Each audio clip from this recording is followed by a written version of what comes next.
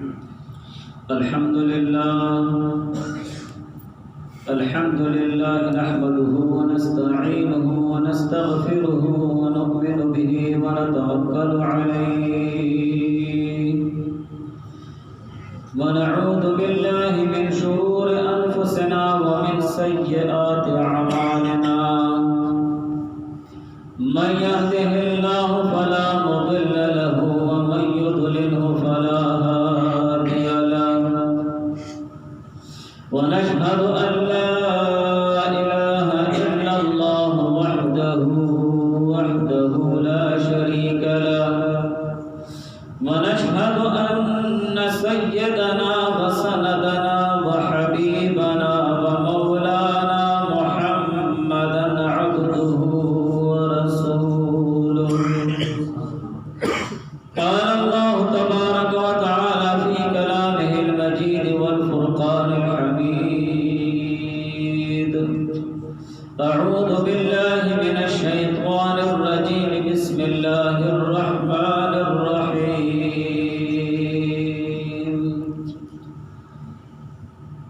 لقد كان لكم في رسول الله أسوة حسنة صدق الله العلي العظيم قال النبي صلى الله عليه وآله وسلم لا يؤمن أحدكم حتى أكون أحب إليه من والده وولده والناس أجمعين أو كما قال عليه الصلاة والسلام قال الله تبارك وتعالى في شان حبيبه إن الله وملائكته يصلون على النبي يا أيها الذين آمنوا صلوا عليه وسلموا تسليما اللهم صل على محمد كما تحب وترضى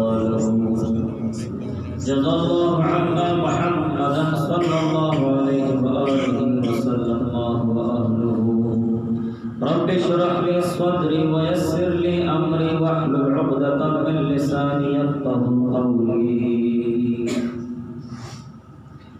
سامعین محترم بہت انتہائی بابرکت اور بہت انتہائی اہمیت کے حامل ہے یہ مجلس اور اس مجلس کا تعلق اور اس مجلس کی نسبت حضور پاک صلی اللہ علیہ وآلہ وسلم کے ساتھ ہے۔ اللہ تعالی ہمیں اس مجلس میں ادب اور احترام سے بیٹھنے کی توفیق عطا فرمائے اور قال اللہ قال رسول کو اطمینان سے سن کر اس پر ہمیشہ عمل کرنے کی توفیق عطا فرمائے۔ اللہ تعالیٰ نے مومن مسلمان کو اپنے نجات اور اپنی بھلائی اور اپنی خیرخواہی کے لیے اور دنیا اور آخرت کی کامیابی کے لیے اللہ تعالیٰ نے اس مومن مسلمان کو ایک آئیڈیل دیا۔ اللہ تعالیٰ نے ہم مومن مسلمانوں کو تمام انسانیت کو ایک آئیڈیل دیا ہے، ایک پسندیدہ شخصیت دی ہے۔ زندگی میں ہر کسی کے ایک آئیڈیل ہوتا ہے۔ اگر آپ کسی سے پوچھیں، میڈیا پر آپ لوگ دیکھتے رہتے ہیں جو بڑے لوگ ہوتے ہیں، جناب آپ کا کون آئیڈیل ہے، تو وہ کہتے ہیں فلاں کرکٹر میرا آئیڈیل ہے، فلاں فلم ایکٹر میرا آئیڈیل ہے۔ لیکن اللہ تبارک و تعالی مومن مسلمانوں کو اپنی زندگی بنانے کے لیے، اللہ تعالیٰ کے ساتھ ایک تعلق بنانے کے لیے اور آخرت میں کامیابی اور فلاح کے لیے ایک آئیڈیل دیتے ہیں، اور وہ آئیڈیل کون ہے؟ حضور پاک صلی اللہ علیہ وسلم کی ذات مبارکہ ہے۔ تو قرآن میں اللہ تعالیٰ نے فرما دیا لقد كان لكم في رسول الله أسوة حسنة، لقد كان لكم کہ تحقیق کے ساتھ ہے تمہارے لیے فی رسول اللہ حضور پاک صلی اللہ علیہ وسلم اللہ تعالیٰ کے رسول میں اس کی ذات میں، اس کے اعمال میں، اس کے سنت طریقوں میں اور حضور پاک صلی اللہ علیہ وسلم کے اخلاق حسنہ میں تمہارے لیے کیا ہے؟ اسوۃ حسنہ، ایک بہترین اور اچھا نمونہ ہے۔ بس اس سے باہر نہ نکلو، اس نمونے سے اور اس دائرے سے باہر نکل گئے اور تو ساری گمراہی بے دینی ہے۔ حضور پاک صلی اللہ علیہ وسلم کی ذات مبارکہ کو چھوڑ دیا ہے تو گمراہی کی طرف جانے لگ گئے۔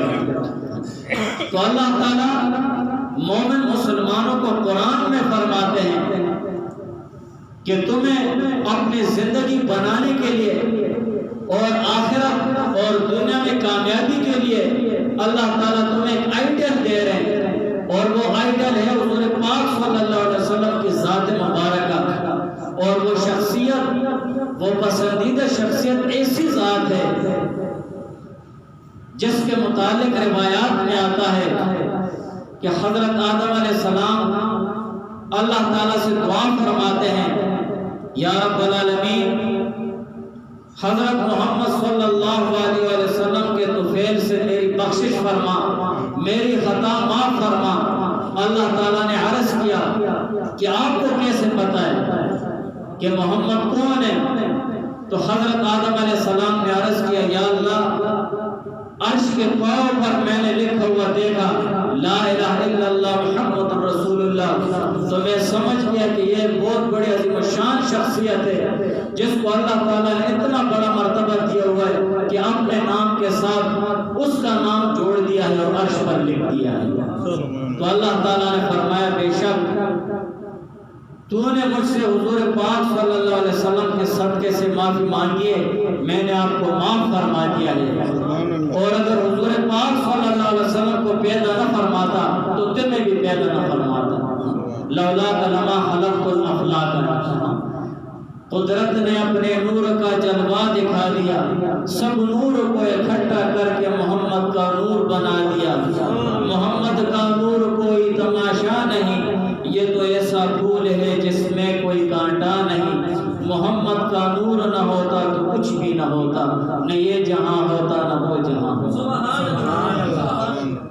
اور اللہ تعالیٰ نے مومن مسلمانوں کو اپنی زندگی سنوارنے، یہ زندگی سنوارنے کا بار بار میں اس لیے کہہ رہا ہوں کہ ذہن میں بیٹھ جائے، یہ چیز ہمارے ذہن میں بیٹھ جائے۔ ہمارا ذہن مغربی تہذیب اور غیر مسلموں کے داؤ اور پیچ سے پھر گیا ہے، اور ہمارا ذہن انہوں نے واش کر دیا ہے۔ ہمارے ذہن میں یہ چیز بیٹھتی نہیں۔ اس ممبر پر بیٹھ کر علماء کا کیا کام ہے؟ عوام کا ذہن بنانا۔ اس ادارے میں افسر رہ رہے ہیں، ایک ورکر کا ذہن بنا رہے ہیں۔ تمہیں کیسے اس ادارے میں رہنا ہے؟ میں بھی شروع میں آ گیا، 7 کا آتی تھا، اس ادارے نے میرا ذہن بنا دیا، ذہن بن گیا۔ آپ جہاں جائیں گے، جدھر بھی جائیں گے، آپ کی ذہن سازی ہوگی۔ جو شخص یہ کہتا ہے کہ اس شخص کو میں اپنے جال میں پھانسوں، میرے طور طریقوں پر چلنے لگ جائے، آپ اس کی ذہن سازی شروع کر دیں۔ بس ہم بھی ذہن بنا رہے ہیں، اس لیے بار بار اس جملے کو دہرا رہا ہوں کہ اپنے زندگی سنوارنے کے لیے، اپنی زندگی بنانے کے لیے اور دنیا اور آخرت کی کامیابی کے لیے اللہ تعالیٰ نے ہمیں ایک پسندیدہ شخصیت دی ہے، اور ایک ایسی پسندیدہ شخصیت دی ہے کہ روایات میں آتا ہے کہ ایک صحابی نے حضور پاک صلی اللہ علیہ وسلم سے پوچھا کہ یا رسول اللہ سب سے پہلے کون سی چیز پیدا ہوئی؟ حضور علیہ السلام نے فرمایا سب سے پہلے تیرے نبی کا نور پیدا ہوا۔ جب کچھ بھی نہیں تھا، نہ زمین تھی، نہ آسمان تھا، نہ جنت تھی، نہ دوزخ تھی، نہ عرش تھا، کچھ بھی نہیں تھا، سب سے پہلے اللہ تعالیٰ نے تیرے نبی کا نور پیدا کیا، اور اس کے بعد اللہ تعالیٰ نے اس نور سے عرش بھی بنایا، اور اس طرح لوح بھی بنایا، قلم بھی بنایا، اور ساری مخلوق اللہ تعالیٰ نے پیدا فرمائی ہے۔ ایک ایسی عظیم شان شخصیت، اتنی عظیم شان شخصیت جس کے پیدا ہونے سے پہلے حضرت آمنہ فرماتی ہے کہ جس وقت حضور پاک صلی اللہ علیہ وسلم میرے رحم میں تھے اور پیٹ میں تھے تو اس وقت جب میں کہیں چل رہی ہوتی راستے میں تو پتھر روئی بن جاتے ہیں. اور اسی طرح روایات میں آتا ہے کہ جیسے یہ عورتیں پیٹ پر بچے کا بوجھ محسوس کرتی ہے، آمنہ بی بی فرماتی ہیں کہ میں ایسا بوجھ محسوس نہیں کرتی تھی. اور جس وقت پرانے زمانے میں ایسا نظام ہوتا کہ ایک محلے میں کنواں ہوا کرتا تھا، وہاں پر ساری عورتیں جا کر پانی لیا کرتی تھیں. بی بی آمنہ فرماتی ہیں جب سارے محلے کی عورتیں کنویں سے پانی لینے آتی اور کنویں میں ڈول نیچے کرتی تو وہ اپنا پانی نکالتی، لیکن جس وقت میں اپنا ڈول نیچے کرتی تو پانی خود منڈیر کے اوپر آ جاتا یا پانی لے لیتی. اور بی بی آمنہ کے بدن مبارک سے ایک خوشبو جایا کرتی تھی اور اس خوشبو کے متعلق وہاں مکہ میں باتیں ہونے لگی ہیں کہ دیکھو عبد المطلب کی بہو وہ بیوہ بھی ہے اور وہ خوشبو بھی لگاتی ہے اور خوشبو بھی انتہائی نایاب لگاتی ہے. سارے لوگ حیران تھے اور یہ باتیں ہوتے ہوتے عبد المطلب صاحب کے کانوں میں آ گئی. تو عبد المطلب صاحب نے اپنے اہلیہ سے کہا کہ ہماری جو بہو ہے عبداللہ کی بیوی، اس کو تھوڑا سمجھاؤ نا کہ خوشبو نہ لگایا کرے. تو انہوں نے فرمایا کہ آج کل اس کے جسم میں اور اس کے چہرے میں ایک عجیب روب اور جلال ہے، اس سے میں بات بھی نہیں کر سکتی ہوں. خیر عبد المطلب نے کچھ موقع پا کر پورے اطمینان کے ساتھ بی بی آمنہ سے فرمایا کہ بیٹا دیکھو تو بیوہ بھی ہے اور تیرے پیٹ پہ بچہ بھی ہے اور تو خوشبو نہ لگایا کر. تو بی بی آمنہ رونے لگی، وہ رونے لگی کہ آپ خوشبو کی بات کرتے ہیں، یہ خوشبو جہاں بکتی ہے جس بازار میں نے وہ بازار بھی نہیں دیکھا ہے اور میں خود بیوہ بھی ہوں، لیکن جب سے میرے پیٹ میں بچہ آیا ہے اس وقت سے میں اپنے جسم میں اور اپنے اندر کچھ عجیب تبدیلیاں دیکھتی ہوں. اور میں جس وقت سائے میں دھوپ میں جاتی ہوں تو میرے اوپر بادلوں کا سایہ ہو جاتا ہے. جب کسی پتھر پر میرا پاؤں آتا ہے تو وہ روئی بن جاتا ہے. پہاڑوں کے پاس جاتی ہوں تو میرے ساتھ باتیں کرتے ہیں، درختوں کے پاس جاتی ہوں تو میرا تعظیم کرتے ہیں، اور اسی طرح چاند کی طرف دیکھتی ہوں تو میرا ادب کرتا ہے. کچھ عجیب کیفیات میں دیکھ رہے اور ہر وقت نور دیکھتی ہوں، خواب میں بھی نور دیکھتی ہوں. جب مکہ کی عورتوں کو یہ پتہ چلا اور اس نے بی بی آمنہ نے یہ کہا کہ مجھے خواب میں ایک نور نظر آتا ہے، تو عورتوں نے کہا کہ دیکھو کہ تو بیوہ بھی ہے اور یہ بچہ جب پیٹ پہ ہوتا ہے تو ایسے خواب آتے ہیں ڈراؤنی قسم کے، آسیب بھی ہو جاتا ہے. تو اس طرح کر ایک کڑا پہن لے، ایک کڑا پہن لے. جس وقت وہ کڑا پہن لیتی ہے خواب میں ایک نورانی شکل و صورت والی شخصیت آتی ہے، اس کے سر پر سبز پگڑی ہوتی ہے اور تن پر سفید لباس ہوتا ہے. وہ حضرت بی بی آمنہ کے گلے سے اس کڑے کو توڑ دیتا ہے. وہ جلدی خواب میں کہتی ہے کہ یہ آپ نے کیا کیا ہے، اوہو تو نے کڑا توڑ دیا اور آپ ہیں کون؟ بی بی آمنہ عرض کرتے وہ شخصیت کہ میں حضرت ابراہیم ہوں، ابراہیم علیہ السلام. تیرے پیٹ پر جو بچہ ہے وہ سید الانبیاء ہے، سید المرسلین ہے، تمام نبیوں کا سردار ہے، خاتم النبیین ہے. وہ اس دنیا میں آئے گا، کفر اور شرک کو ختم کرے گا، بدعات کو ختم کرے گا، وہ فسق و فجور کو ختم کرے گا، ظلم و ستم کو ختم کرے گا.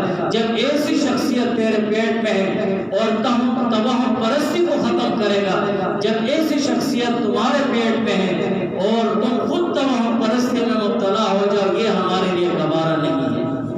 توہم پرستی سے بچو، یہ تو سید الانبیاء ہے. اور جس وقت حضور پاک صلی اللہ علیہ وسلم دنیا میں تشریف لاتے ہیں اسی وقت وہ سجدے میں ہو جاتے ہیں، سجدے میں ہوتے ہیں اور اپنی امت کے لیے گھنٹوں گھنٹوں دعائیں مانگنے والی شخصیت حجۃ الوداع جو آخری حج ہوتا ہے، اونٹی پہ سوار ہو کر سب دھوپ میں حضور علیہ السلام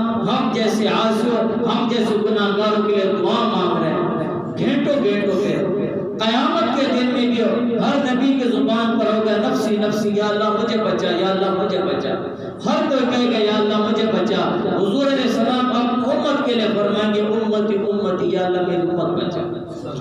اتنی شفیق، اتنی مہربان شخصیت اور ایسے عظیم الشان شخصیت جس کے متعلق اللہ تعالیٰ نے فرمایا وَرَفَعْنَا لَكَ ذِكْرَكَ، اے میرے محبوب ہم نے تمہارا ذکر اونچا کیا ہر جگہ۔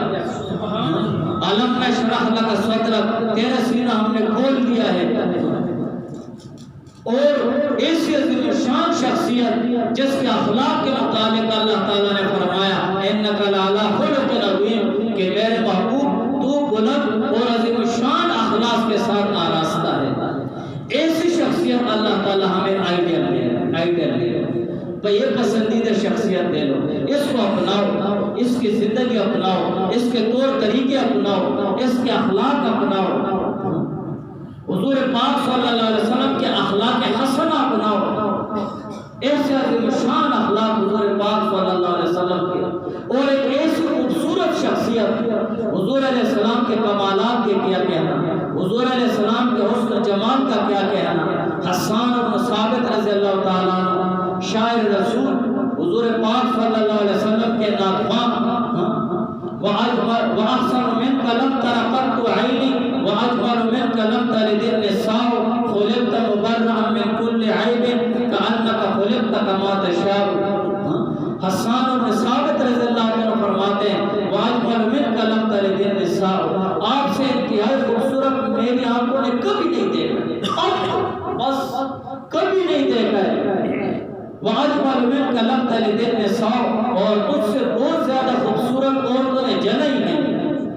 خُلِقْتَ مُبَرَّأً مِنْ كُلِّ عَيْبٍ، آپ پیدا ہوئے ہیں ویسے ہی جیسے آپ نے چاہا۔ خُلِقْتَ مُبَرَّأً مِنْ كُلِّ عَيْبٍ، آپ پیدا ہوئے ہیں مبرأً، بالکل صاف ستھرے ہر قسم عیب سے۔ كَأَنَّكَ خُلِقْتَ كَمَا شَاءَ، كَأَنَّكَ خُلِقْتَ، گویا کہ آپ پیدا کیے گئے ہیں كَمَا تَشَاءُ، جیسے آپ نے چاہا، جیسے آپ نے چاہا ویسے آپ پیدا کیے گئے ہیں۔ اتنے انتہائی خوبصورت، اور حضرت ابو ہریرہ رضی اللہ تعالیٰ عنہ فرماتے ہیں کہ میں نے حضور پاک صلی اللہ علیہ وسلم سے انتہائی خوبصورت کوئی بھی نہیں دیکھا، گویا کہ حضور پاک صلی اللہ علیہ وسلم کے رخسار مبارک میں سورج تیر رہا ہے۔ اس خوبصورتی سورج تیر ہے، اتنی خوبصورتی ہے۔ اور جس وقت حضور پاک صلی اللہ علیہ وسلم باتیں کرتے ہیں تو اس کی چمک اور دمک دیواروں پر پڑتی ہے۔ انس بن مالک رضی اللہ تعالیٰ عنہ فرماتے ہیں کہ میں نے حضور پاک صلی اللہ علیہ وسلم کی خوشبو سے کوئی بھی خوشبو، کوئی بھی مہک، کوئی بھی مشک اور کوئی بھی عنبر زیادہ خوشبودار نہیں دیکھی اور نہیں سنی۔ اور حضور پاک صلی اللہ علیہ وسلم جس بچے کے سر پر ہاتھ پھیر دیتے تھے وہ دوسرے بچوں میں پہچانا جاتا تھا خوشبو کی وجہ سے کہ حضور علیہ السلام نے اس کے سر مبارک پر ہاتھ پھیرا ہے۔ اور حضور پاک صلی اللہ علیہ وسلم کو اگر کوئی شخص ڈھونڈتے ہوئے پھرتا تھا تو حضور علیہ السلام جس گلی سے گزرے ہوتے وہ سمجھ جاتے کہ حضور علیہ السلام اس گلی سے گزرے ہیں، حضور علیہ السلام کی خوشبو ہوتی اس گلی میں۔ اور یہ خوشبو ایسے نہیں ہوتی جیسے ہم لگاتے ہیں، یہ لگانے والی خوشبو نہیں بلکہ حضور پاک صلی اللہ علیہ وسلم کے اپنے جسم اطہر، اپنے جسم مبارک کی اپنی خوشبو ہوتی تھی۔ ایسے کمالات والی شخصیت اور ایسے عظیم شان شخصیت، چھٹی صدی جو 571 عیسوی کہا جاتا ہے، چھٹی صدی عیسوی، اس کو زمانے جاہلیت کہا جاتا ہے۔ سب نے پڑھا بھی کتابوں میں اور سب نے سنا بھی علماء سے، اور یہ حقیقت بھی ہے کہ وہ زمانے جاہلیت تھا۔ ایک ایسی جاہلیت تھی ان میں کہ ذرا ذرا سی بات پر الجھ جانا، سالوں سال لڑائیاں جاری رہنا ہے، اور اس وقت میں جتنے بھی مذاہب تھے، جتنے بھی مذہب تھے وہ سارے فیل ہو گئے تھے ان کو سدھارنے میں، وہ سارے پیچھے رہ گئے تھے ان کو سدھارنے میں۔ ان میں عورت ذات کی کوئی عزت ہی نہیں تھی، اگر وہ بیوہ ہو جاتی ہے تو اس کو بیٹا نکاح پہ لے لیتا اپنی ماں کو، اور اسی طرح میراث کی طرح جیسے ڈنگر ہوتے ہیں نا بازاروں میں بیچتے ہیں ایک سے دوسرے کو، اسی طرح عورتوں کا حال تھا، اور وہ تو خانہ کعبے کا ننگا طواف کیا کرتے تھے، اور انتہائی جہالت تھی، انتہائی جہالت تھی۔ ایسے دور میں تمام عرب تو دور کی بات بلکہ پوری دنیا میں جہالت پھیلی ہوئی تھی۔ بدھ مت کو دیکھو، اس کے تعلیمات سارے ختم ہو گئے تھے، وہ بھی اور کچھ پوچھنے لگ گئے۔ ہندوستان اور وسط ایشیا میں تھے اور ہندو کو پوجا کرتے تھے۔ اس وقت کے حساب سے ہندوؤں کے بتوں کی تعداد 33 کروڑ تھی۔ فارس والوں کو دیکھو، وہ آتش پرست بن گئے تھے، وہ آگ کی پوجا کر رہے تھے، ایران اور فارس والے۔ اور اسی طرح اپنا عرب والوں کا یہ حال تھا کہ خانہ کعبہ میں 360 بت اندر اور باہر رکھے ہوئے تھے۔ ایک ایسا عالم چھایا ہوا تھا جہاں جہالت ہی جہالت تھی، اور ہر کوئی نا امید ہو گیا تھا کہ ایسا بھی کوئی آئے گا جو ہمیں ہدایت اور رہنمائی دکھلائے گا۔ ایسے حالات میں اللہ تعالیٰ نے حضور پاک صلی اللہ علیہ وسلم کو دنیا میں بھیجا، نور بنا کر بھیجا، ہدایت کا نور بنا کر بھیجا۔ جیسے حضور علیہ السلام دنیا میں آئے، دنیا میں تشریف لے آئے، کیسر اور کسرا کے محلات میں زلزلے آ گئے، فارس والوں جو 1000 سال تک ان کا آتش پتہ جلتا رہا وہ بجھ گیا تھا۔ ایسے عجیب ماحول بن گیا تھا، اور حضور پاک صلی اللہ علیہ وسلم کے آنے سے تمام حالات اور تمام بت پرستی، تمام کفر و فسق اور تمام اسی طرح یہ چیزیں ختم ہو گئی۔ ایک ایسی عظیم الشان شخصیت اللہ تعالیٰ ہمیں دے گا، اس کو لے لو، اس کو دیکھو، اپنی زندگی بناؤ۔ حضور پاک صلی اللہ علیہ وسلم کی تعلیمات، حضور علیہ السلام کے سنت طریقوں کو دیکھو، سنو، پڑھو، علماء سے سیکھو، ان کو اپنی زندگی میں لاؤ اور فخر کرو۔ ہم میلادیں مناتے ہیں، روزانہ تقریریں کرتے ہیں، جمعے پہ تقریریں کرتے ہیں، لیکن حضور علیہ السلام کے سنت طریقے ہم سے نکل رہے ہیں۔ صحابہ نے ایسی تقریریں نہیں کی ہر جگہ، ہر طرف، ہر وقت، لیکن ہر وقت وہ میلاد مناتے تھے۔ حضور علیہ السلام کی سنت طریقوں پر عمل کر کے ہر وقت وہ میلاد مناتے۔ اگر قریب کے ایک عالم سے کسی نے پوچھا آپ میلاد نہیں مناتے؟ اس نے کہا کیوں نہیں مناتا؟ لا الہ الا اللہ محمد رسول اللہ۔ ہر وقت میلاد مناتے تھے صحابہ۔ حضور علیہ السلام جیسے حضور علیہ السلام کا اٹھنا بیٹھنا تھا، ایسے صحابہ نے اپنا اٹھنا بیٹھنا بنایا۔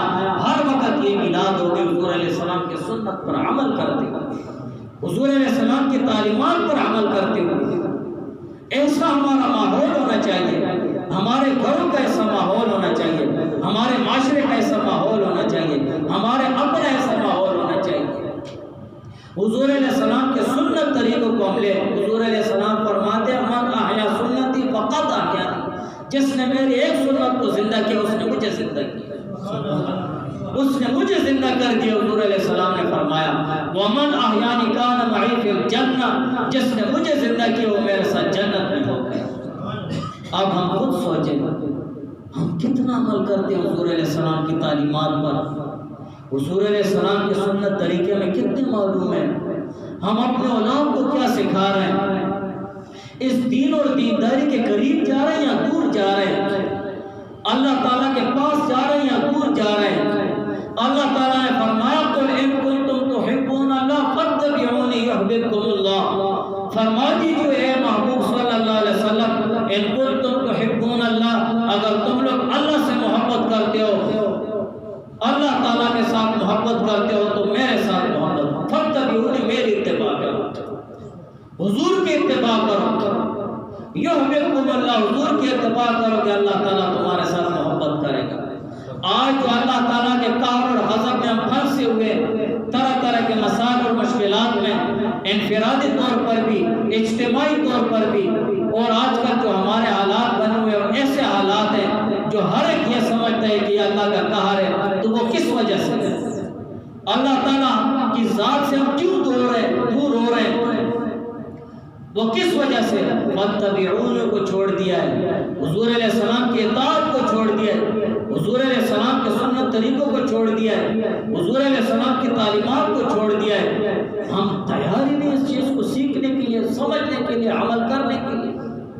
یہ ہماری کم ہمتی ہے، یہ ہماری کم ظرفی ہے، بلکہ ہمیں تو ایسا ہونا چاہیے۔ مومن مسلمان کی مسلمانی کا تقاضا یہ ہے، حضور کے ساتھ محبت کا تقاضا یہ ہے کہ تم خود کو یہ نہ کہو کہ میں محمدی ہوں، تمہیں ہر دیکھنے والا یہ کہے کہ یہ محمدی ہے۔ تمہارا اٹھنا بیٹھنا ایسا ہو کہ وہ کہے یہ شخص محمدی ہے۔ تمہارا اوڑھنا، تمہارا بچھونا، تمہارا باتیں کرنا، تمہارا اعمال، تمہارے عبادات ایسے ہو وہ کہے یہ شخص محمدی ہے، یہ محمدی ہے، اس کی نسبت محمد سے ہے صلی اللہ علیہ وآلہ وسلم، اس کی نسبت سید المرسلین کے ساتھ ہے۔ ایسے ہمیں ہونا چاہیے۔ لیکن ہم مسلمان کتنے کمزور ہو گئے۔ سب سے پہلے میں بہت کمزور ہو گئی۔ مسلمانوں کی سب سے بڑی کمزوری وہ تفرقہ بازی ہے، تفرقہ بازی ہے۔ یہ چیز مسلمانوں کو ختم کر دی۔ یہی چیز آپ دیکھتے ہیں برِ صغیر پر، جس وقت انگریزوں کی حکومت تھی، اس وقت جب انگریزوں نے دیکھا کہ مسلمان تو یک مشت ہیں، ایک مٹھی ہیں، ان کو کیسے توڑیں گے، انہوں نے کہا کہ مسلمانوں کا تعلیمی ماحول لے لو، بس تعلیمی ماحول لے لو۔ انہوں نے تعلیمی ماحول لے لیا، اسکول نکل آئے، اسکول انگریزی نکل آئے، اس سے دینی تعلیم نکل گئی ہے، دینی مدارس الگ ہوئے، اسکول الگ ہوئے۔ پہلے ایک ہی چیز ہوا کرتے تھے، ایک ہی چیز ہوا کرتے تھے، یہ چیزیں الگ ہو گئی۔ آہستہ آہستہ انہوں نے اور طریقے نکال دیے، اور سب سے بنیادی طور پر جو فارمولہ ان کا چل گیا ہے مسلمانوں پر، divide and rule, divide and rule, divide and rule. پھوٹ ڈالو ان پر حکومت کرو، پھوٹ ڈالو ان پر بدماشی کرو، ڈیوائڈ، پھوٹ ڈالو ان پر، ان میں پھوٹ ڈالو کسی طریقے سے بھی، اینڈ رول اور ان پر حکومت کرو۔ مسلمانوں میں سب سے زیادہ نقصان پہنچانے والی چیز وہ تفرقہ بازی ہے، اختلاف ہے، لڑائی اور جھگڑے ہیں۔ یہ خالقۃ للدین، یہ تو دین کو یوں منڈواتی ہے، حدیث میں ہے، دین اور دینداری کو یوں ختم کرتی ہے جیسے باقی بالوں پر رکھ دو۔ یہ کیوں آ گئی؟ میں سمجھتا ہوں اور اس بات کو تسلیم بھی، یہ مجھ سے کمزور مولوی سے آ گئی، مجھ سے کمزور مولوی، کم ظرف۔ تو میری تم سب حضرات سے یہ درخواست ہے کہ تم اپنے علماء اور اپنے ائمہ کے سامنے ایک ہی بات رکھو کہ حضرت صاحب آپ ہمیں قرآن، حدیث اور فقہ حنفی سمجھائیں، بس۔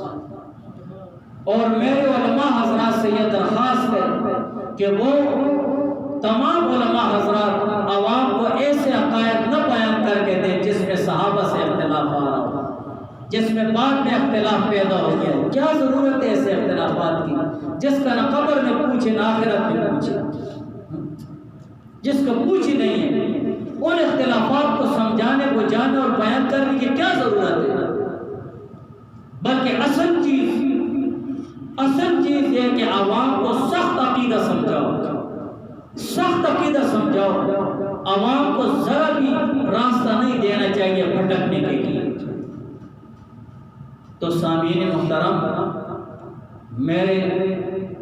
میں نے جو گزارشات پیش کیے ہیں اسی مجلس کے حوالے سے کہ یہ حضور پاک صلی اللہ علیہ وسلم کی دنیا میں آمد اور دنیا میں تشریف آوری، امام شافعی رحمہ اللہ تعالیٰ فرماتے ہیں جو ربیع الاول کا مہینہ ہے نا، یہ صرف ایک ربیع نہیں، ربیع عربی میں بہار کو کہتے ہیں۔ یہ ایک بہار نہیں، 3 بہاریں ہیں۔ ایک تو ربیع الاول ہے، مہینہ ربیع ہے، ایک موسم ربیع ہے، اور ایک حضور پاک صلی اللہ علیہ وسلم کا اس دنیا میں تشریف لانا تمام عالم کے لیے ہدایت کا نور بن کر، اور جو جہالت کی خزاں یہاں بنی ہوئی تھی اس خزاں کو بہار میں بدل کر یہاں دنیا میں تشریف لائے۔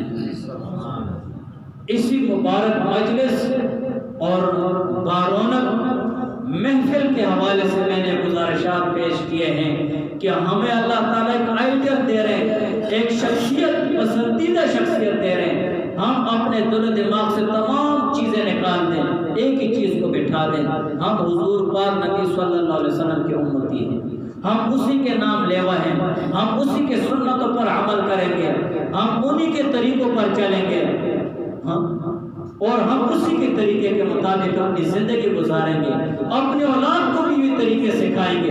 لا یؤمن احدکم حتی یکون ہواہ تبعا لما جئت، حضور پاک صلی اللہ علیہ وسلم نے فرمایا تم میں سے کوئی شخص اس وقت تک کامل اور اکمل مومن مسلمان نہیں ہو سکتا جب تک کہ اس کی خواہشات اس دین کے تابع نہ ہو جائیں اور اس قرآن کے تابع نہ ہو جائے جس کو میں لایا، حتی یکون ہواہ تبعا لما جئت، جس دین اور دینداری کو، جس قرآن کو میں لایا، حضور علیہ السلام فرماتے ہیں جس کی خواہشات اس کے تابع نہ ہو جائیں وہ کامل و اکمل مومن مسلمان نہیں ہو سکتا۔ آج ہماری خواہشات کو دیکھ کر حضور علیہ السلام کی خواہش کیا ہے؟ عبادت کرو، اللہ تعالیٰ کی اطاعت کرو، ہم نہیں کر رہے، ہم حضور علیہ السلام کی خواہش کے مطابق نہیں چل رہے، حضور علیہ السلام کے طور طریقوں کے مطابق نہیں چل رہے، ہم الٹا چل رہے ہیں، الٹی گنگا بہنے لگ گئی ہے۔ پہلے چراغ تلے اندھیرا ہوتا، اب بلب کے اوپر اندھیرا ہوتا ہے، بلب کے اوپر اندھیرا۔ ہمارے ذہنوں کی بھی الٹی وہ الٹا یہ سوچنے لگ گیا ذہن۔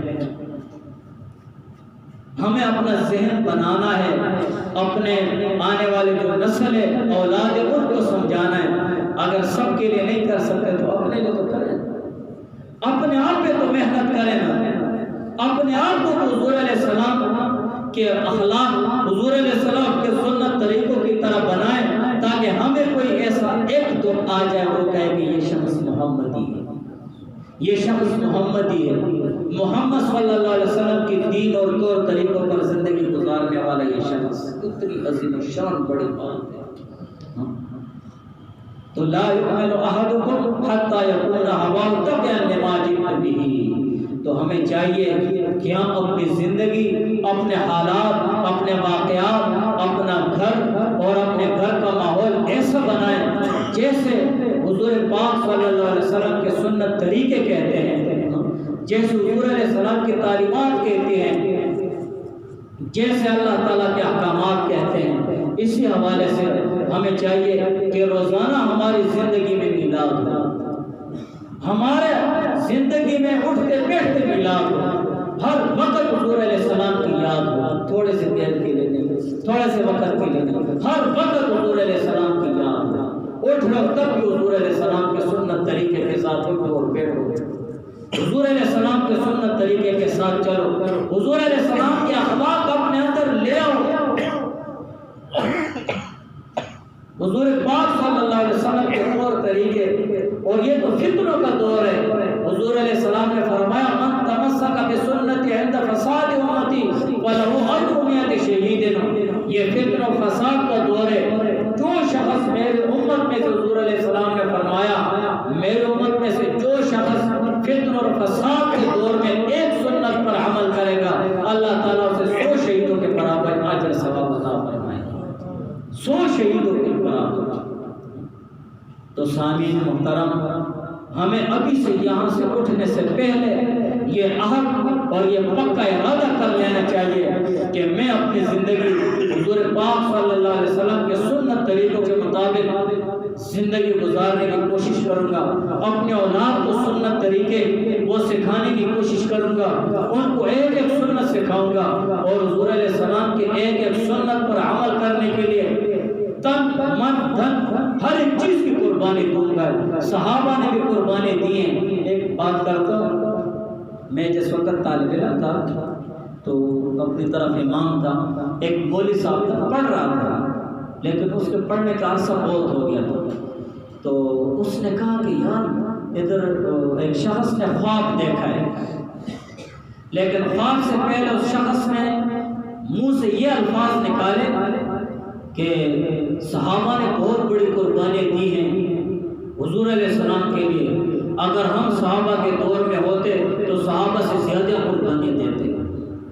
لفظ تو وہ منہ سے نکال گیا نا.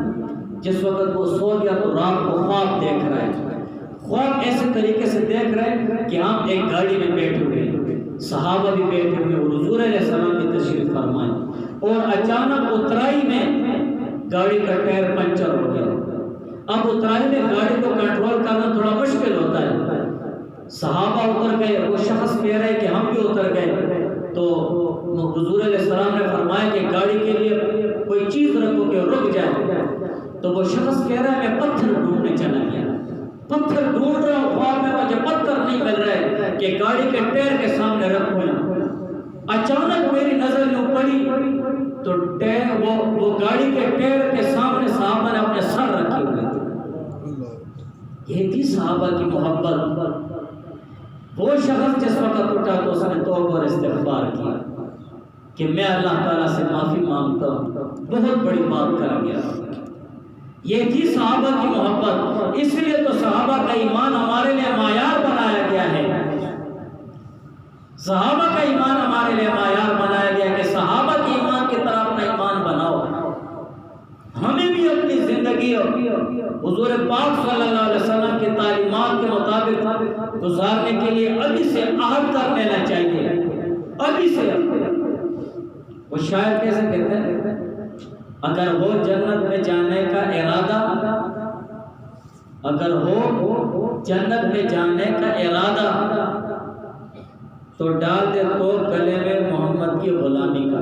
پورا میں بھول گیا ہوں لیکن اس کا آخری وہ شعر اسی طرح ہے کہ ڈال دے گلے میں تو محمد کی غلامی کا بس. اور حضور پاک صلی اللہ علیہ وسلم کی اصل غلامی یہی ہے کہ حضور علیہ السلام کے سنت طریقوں کے مطابق ہم اپنی زندگی گزاریں. انشاءاللہ آپ سب میرے ساتھ اس بات میں عہد کرتے ہیں کہ ہم حضور علیہ السلام کے سنت طریقوں کے مطابق زندگی گزاریں گے انشاءاللہ. اور اس سے بھی بڑھ کر ہم اپنی اولاد کو حضور علیہ السلام کے سنت طریقے سکھائیں گے. اور سکھانے کے لیے بہت سارے طریقے آج کل موبائل بھی ہے, سب کچھ ہے, کتابیں بھی, علماء بھی, طلباء بھی. کسی سے بھی ایک ایک چیز کے سنت طریقے سیکھیں اور ہم اپنی اولاد کو سکھائیں. دعا کریں اللہ تعالیٰ سے